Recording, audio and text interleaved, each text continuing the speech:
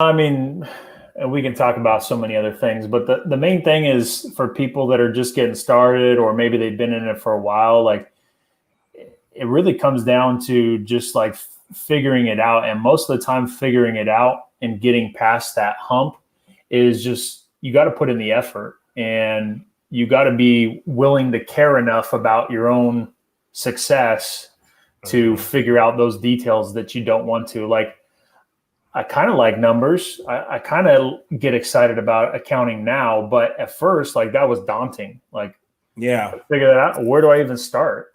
You know, I started Googling it and researching it and like learning about it, because I knew it mattered. If I wanted to be successful, I needed to learn it. So, and that first job, for example, that I had in the corporate world, the job I went into, I was pretty underqualified, and they needed me to help develop some stuff. And I learned how to code.